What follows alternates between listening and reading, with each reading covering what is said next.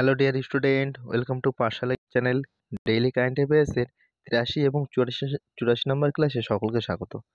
বিগত দিন আমরা কারেন্ট অ্যাফেয়ার্স প্রোভাইড করতে পারিনি, তাই আজকের এই ক্লাসে আমরা বিগত দিন অর্থাৎ 28শে ডিসেম্বর এবং 29শে ডিসেম্বর এই 2 দিনের কারেন্ট অ্যাফেয়ার্স দেখে নেব আজকের এই ক্লাসটিতে।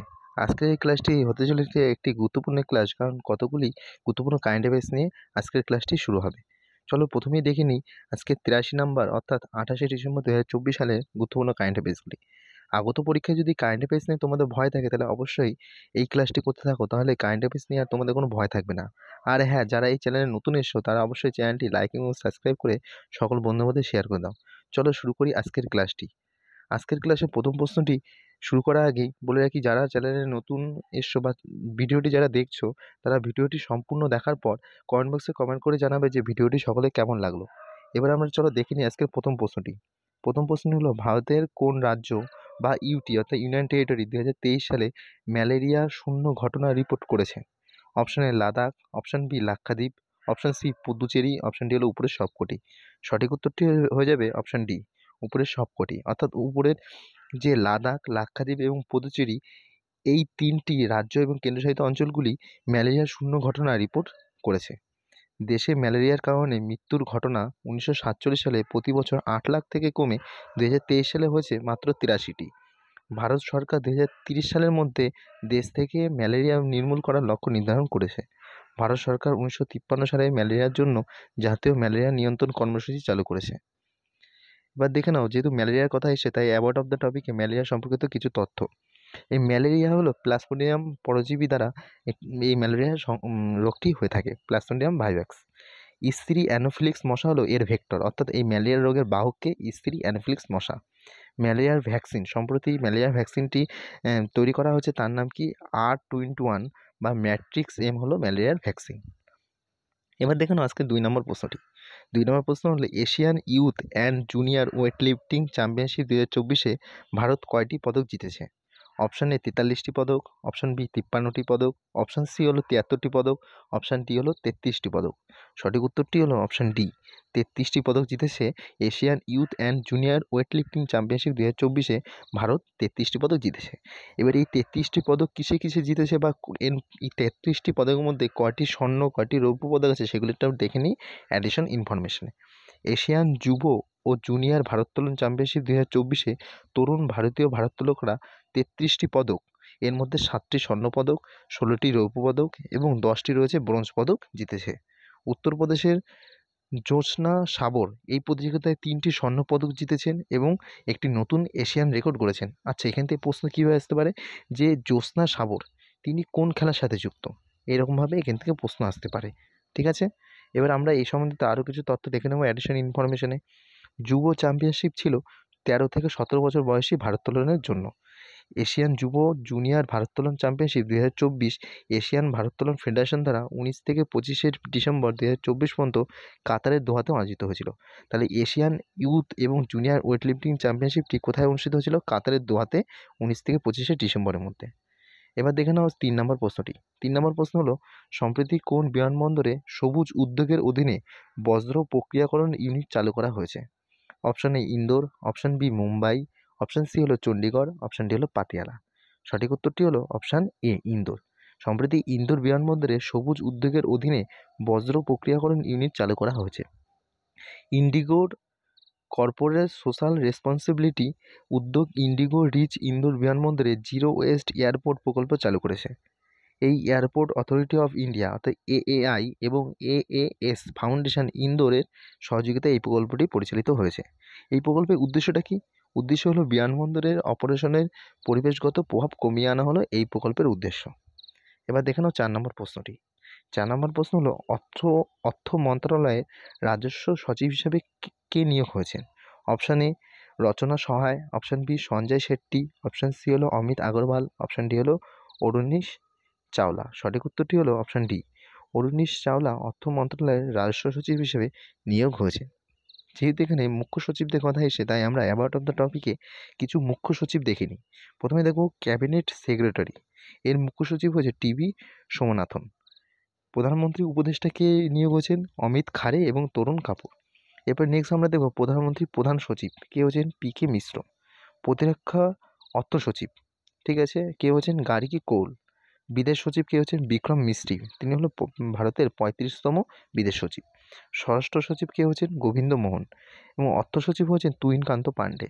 প্রতিরক্ষা সচিব হচ্ছেন রাজেশ কুমার সিং। জাতীয় নিরাপত্তা পরিষদের উপদেষ্টা কে রয়েছেন অজিত দোভাল। তাহলে আমরা কিছু গুরুত্বপূর্ণ মুখ্য সচিব দেখে নিলাম অ্যাবাউট অফ দ্য টপিকে। এবার দেখে নাও কারেন্ট অ্যাফেয়ার্সের 5 নম্বর প্রশ্নটি।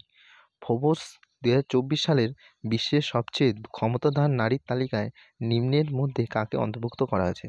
Option A Nirmala Sitharaman, option B Roshni Nadar Malhotra, option C Kiran Mazumdar Shaw, option D হলো উপরের সবগুলো। সঠিক উত্তরটি হয়ে যাবে অপশন ডি, উপরের সবগুলো, অর্থাৎ নির্মলা সীতারামন, রশ্মি নাদান মালহোত্রা, কিরণ মজুমদার শ এই 3জন ভারতীয় মহিলাকে ফোর্বস 2024-এর তালিকায় অন্তর্ভুক্ত করা হয়েছে। এবার আমরা দেখব এই ফোর্বস 2024 তালিকাটা কি বা এতে কি কি অন্তর্ভুক্ত করা হয়েছে সেগুলি একটু দেখে নাও অ্যাডিশনাল ইনফরমেশনে। ফোর্বস তার 21তম বার্ষিক তালিকা প্রকাশ করেছে, যা বিশ্বের 100 সবচেয়ে ক্ষমতাধর নারীর তালিকা হলো এই ফোর্বস 2024-এর তালিকাটি। ফোর্বসের 2024 সালে বিশ্বের 100 জন সবচেয়ে ক্ষমতাশালী মহিলার তালিকায় 3জন ভারতীয়কে অন্তর্ভুক্ত করেছে। অর্থাৎ ফোর্বস যে 2024 সালে যে একটা 100 জনের একটা তালিকা, ক্ষমতাশালী তালিকা তালিকা বের করেছে, এর মধ্যে ভারতীয় কজন রয়েছে মহিলা? 3জন। এই 3জন মহিলার আমরা একটু র্যাঙ্কটা দেখে নেব। প্রথমে দেখো ভারতের অর্থমন্ত্রী নির্মলা সীতারামন, তার র্যাঙ্ক হলো 100 জনের মধ্যে 28তম। এরপরে দেখো রোশনি নাদান মালহোত্রা, তার র্যাঙ্ক হলো 81তম। এরপরে আমরা দেখব কিরণ মজুমদার শ, তার র্যাঙ্ক কত? 82তম। ফোর্বসের তালিকায় শীর্ষস্থানে কে কে রয়েছে? Ursula von der Leyen, Christine Lagarde এবং জর্জিয়া মেলোনি রয়েছেন এই 3জন ফোর্বসের তালিকায় শীর্ষস্থানে। এবার যেহেতু ফোর্বসের কথা এসে, তাই অ্যাবাউট অফ দ্য টপিকে ফোর্বস সম্বন্ধিত কিছু জিকে দেখে নাও। ফোর্বস একটি আমেরিকান বিজনেস ম্যাগাজিন। এটি বছরে 8 বার প্রকাশিত হয়, অর্থাৎ এই ফোর্বস রিপোর্টটি এক বছরে 8 বার প্রকাশিত হয়ে থাকে। এটি অর্থ, শিল্প, বিনিয়োগের মতো বিষয়গুলোর উপর নিবন্ধ করে, অর্থাৎ এই সেক্টর থেকেই এই ক্ষমতাধারী নারীদের তালিকা বের করে এই ফোর্বস। এটি সদর কোথায়? অর্থাৎ ফোর্বসের সদর রয়েছে জার্সি সিটিতে, যেটি রয়েছে নিউ জার্সিতে।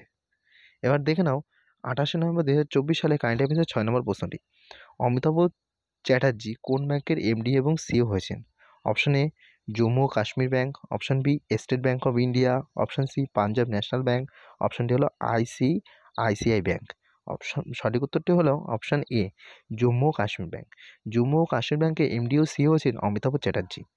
অমিতাভ চ্যাটার্জি, যিনি বর্তমানে স্টেট ব্যাংক অফ ইন্ডিয়া অর্থাৎ এসবিআইয়ের ডেপুটি ম্যানেজিং ডিরেক্টরের পদে রয়েছেন এবং সম্প্রতি তিনি জম্মু ও কাশ্মীর ব্যাংকের নতুন ম্যানেজিং ডিরেক্টর অর্থাৎ এমডি এবং চিফ এক্সিকিউটিভ অফিসার অর্থাৎ সিও হিসাবে নিযুক্ত হতে চলেছেন এই অমিতাভ চ্যাটার্জি। এবার যেহেতু এখানে জম্মু কাশ্মীর ব্যাংকের কথা এসেছে, তাই আমরা অ্যাবাউট অফ দ্য টপিকে জম্মু কাশ্মীর ব্যাংক সম্পর্কিত কিছু তথ্য বা জিকে দেখে নিই। জম্মু কাশ্মীর ব্যাংক, এই জম্মু কাশ্মীর ব্যাংক প্রতিষ্ঠিত হয়েছে 1938 সালে 1 অক্টোবর। এটি হলো ভারতের একটি বেসরকারি ব্যাংক, যার সদর কোথায় রয়েছে? সদর রয়েছে জম্মু কাশ্মীরের শ্রীনগরে রয়েছে এই জম্মু কাশ্মীর ব্যাংকের সদর। এবার আমরা রিলেটেড আপডেটসে ব্যাংকের কিছু প্রধানদের দেখে নেব। প্রথমে দেখব আরবিআই নতুন গভর্নর হিসেবে নিযুক্ত হয়েছে কয়দিন আগে সঞ্জয় মালহোত্রা, যেটা আমরা কারেন্ট অ্যাফেয়ার্সে পড়েছি যে আরবিআইয়ের 26তম গভর্নর হলেন সঞ্জয় মালহোত্রা। এসবিআই চেয়ারম্যান কে রয়েছেন বর্তমানে?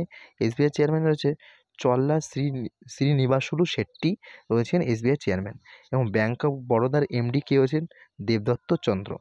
ব্যাংক অফ ইন্ডিয়া এর এমডি এবং সিও হয়েছেন, আচ্ছা, ব্যাংক অফ বরোদার হয়েছে দেবদত্ত চন্দ্র, ব্যাংক অফ ইন্ডিয়ার এর এমডি ও সি হিসেবে নিযুক্ত হয়েছেন রাজনীশ কর্ণাটক।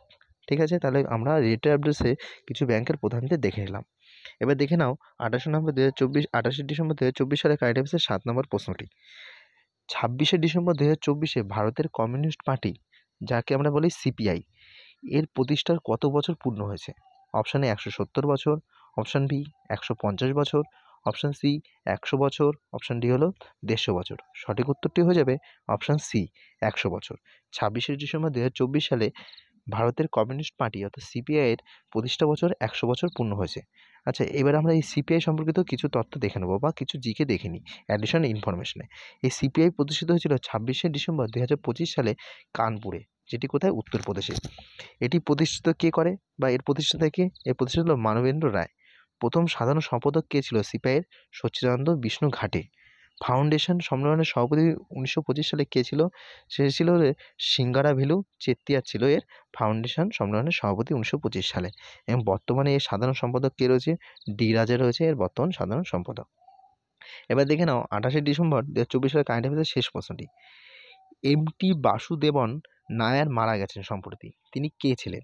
অপশন এ চলচ্চিত্র অভিনেতা, অপশন বি চলচ্চিত্র পরিচালক, অপশন সি বিখ্যাত লেখক, অপশন ডি হলো বি অ্যান্ড সি উভয়ই।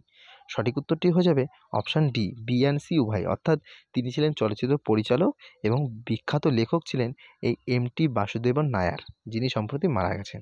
এবার এই তার সম্বন্ধিত কিছু জিকে দেখে নেব, যেটা কারেন্ট অ্যাফেয়ার্সের মধ্যে রয়েছে। তিনি ছিলেন একজন ভারতীয় লেখক, চিত্রনাট্যকার এবং চলচ্চিত্র পরিচালক। তিনি আধুনিক মালয়ালম সাহিত্যের বহুমুখী লেখক ছিলেন। অর্থাৎ তিনি কোন সাহিত্যের লেখক ছিলেন? মালয়ালম সাহিত্যে। তিনি 2022 সালে কেরালা পুরস্কারে ভূষিত হয়েছিলেন। এছাড়া 2013 সালে সাহিত্য একাডেমি ফেলোশিপ অ্যাওয়ার্ড পেয়েছিলেন। যদি তোমাদের পরীক্ষা আসে তাহলে এই প্রশ্নটা আসতে পারে যে সম্প্রতি মারা গেছেন এম.টি. বাসুদেবন নায়ার, তিনি 2013 সালে বা কবে সাহিত্য একাডেমি ফেলোশিপ পুরস্কার পেয়েছিলেন? সেই ক্ষেত্রে সঠিক উত্তরটি হয়ে যাবে 2013 সাল। ঠিক আছে? এবার আমরা অ্যাওয়ার্ড অফ দ্য টপিকে সম্প্রতি প্রয়াত ব্যক্তিগণদের তালিকা দেখে নিই। প্রথমে দেখো বিখ্যাত লোকশিল্পী সারদা সিনহা সম্প্রতি মারা গেছেন। এরপর দেখো প্রধানমন্ত্রী অর্থনৈতিক উপদেষ্টা পরিষদের চেয়ারম্যান বিবেক দেবরায়, তিনিও সম্প্রতি প্রয়াত হয়েছেন। পদার্থবিজ্ঞানী ডক্টর রোহিণী এম গোডবলে সম্প্রতি মারা গেছেন। টাটা সন্সের চেয়ারম্যান রতন টাটা সম্প্রতি প্রয়াত হয়েছেন। ইউটিউবের প্রাক্তন সিও সুশান ওয়াসিকি, তিনিও সম্প্রতি মারা গেছেন। এবার আমরা নেক্সট দেখব কর্ণাটকের প্রাক্তন মুখ্যমন্ত্রী এস.এম. কৃষ্ণা, তিনি সম্প্রতি প্রয়াত হয়েছেন। তাহলে আমরা অ্যাওয়ার্ড অফ দ্য টপিকে সম্প্রতি প্রয়াত ব্যক্তিগণদের তালিকা দেখে নিলাম। তো এখানেই শেষ হলো 28শে ডিসেম্বর 2024 সালে কারেন্ট অ্যাফেয়ার্সের ক্লাসটি। এবার আমরা দেখে নেব আজকের অর্থাৎ 29শে ডিসেম্বর 2024 সালে গুরুত্বপূর্ণ কারেন্ট অ্যাফেয়ার্সের প্রশ্নগুলি। আমাদের এই ক্লাসটি যদি হেল্পফুল মনে হয় তাহলে অবশ্যই ক্লাসটি লাইক এবং সাবস্ক্রাইব করে সকল বন্ধুদের শেয়ার করে দাও। এবার আমরা দেখে নিই 29শে ডিসেম্বর 2024 সালে কারেন্ট অ্যাফেয়ার্স। আমরা প্রথমেই দেখে নেব 1 নম্বর প্রশ্নে, সম্প্রতি কিলাউয়া আগ্নেয়গিরির অগ্ন্যুৎপাত হয়েছে, এটি নিম্নের কোন দেশে অবস্থিত? Option A Indonesia, option B Japan, option C Philippines, option D হলো আমেরিকা। সঠিক উত্তরটি হলো অপশন ডি, আমেরিকা। এই কিলাউয়া আগ্নেয়গিরি অগ্ন্যুৎপাত হয়েছে, এটি আমেরিকা অবস্থিত। পরীক্ষা আসতে পারে যে কিলাউয়া আগ্নেয়গিরি কোন রাজ্যে বা কোন দেশে রয়েছে, সেই ক্ষেত্রে সঠিক উত্তরটি হয়ে যাবে আমেরিকা। এটি হাওয়াই আগ্নেয়গিরি জাতীয় উদ্যান, মার্কিন যুক্তরাষ্ট্রে হাওয়াই বিগ আইল্যান্ডের দক্ষিণ অংশে অবস্থিত হলো এই কিলাউয়া আগ্নেয়গিরিটি। 2024 সাল পর্যন্ত এটি একটি লাভা হ্রদ ছিল। ঠিক আছে? এবার দেখে নাও গুরুত্বপূর্ণ কিছু আগ্নেয়গিরি অ্যাওয়ার্ড অফ দ্য টপিকে। প্রথমে দেখো মাউন্ট এটনা, এটা হলো ইটালির সিসিলিতে রয়েছে।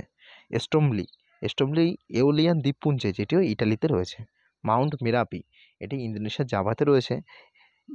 ইয়ারসুর পর্বত, যেটি ভানুয়াতুতে রয়েছে। তাহলে গুরুত্বপূর্ণ কিছু আগ্নেয়গিরি দেখে নিলাম। এবার আমরা দেখে নেব আজকে কারেন্ট অ্যাফেয়ার্সের 2 নম্বর প্রশ্নটি। 2 নম্বর প্রশ্নটি হলো ভারতের 13তম প্রধানমন্ত্রী কে ছিলেন যিনি সম্প্রতি মারা গেছেন? একটা শোকের একটি নিউজ, কিন্তু এটি একটি গুরুত্বপূর্ণ প্রশ্ন যেটি পরীক্ষা আসবেই। ঠিক আছে? Option A Chandrashekhar, option B VP Singh, option C Narasimha Rao, option D হলো ডক্টর মনমোহন সিং।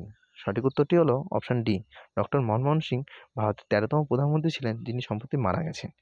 এবার আমরা ডক্টর মনমোহন সিংয়ের সম্বন্ধিত কিছু জিকে দেখে নেব। ভারতের 13তম প্রধানমন্ত্রী ডক্টর মনমোহন সিং 26শে ডিসেম্বর 2024 সালে 92 বছর বয়সে মারা গেছেন। আচ্ছা, তিনি মারা গিয়েছিলেন রাত 9:51-তে। ঠিক আছে? 9:51 তিনি মারা গিয়েছিলেন 26শে ডিসেম্বর 2024 সালে।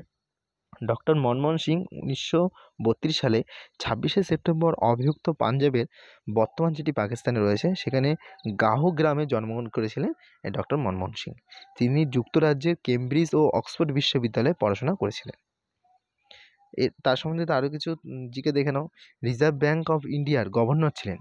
ঠিক আছে? এই Manmohan Singh reserve bank of ইন্ডিয়ার গভর্নর ছিলেন 1982 থেকে 1985 সাল পর্যন্ত। ইউজিসি এর চেয়ারম্যান ছিলেন 1991 সালে এবং ভারতের 13তম প্রধানমন্ত্রী ছিলেন এই ডক্টর মনমোহন সিং। তার প্রধানমন্ত্রীর টার্মটা কত? 2004 থেকে 2010 সালের মধ্যে তিনি ভারতের প্রধানমন্ত্রী ছিলেন।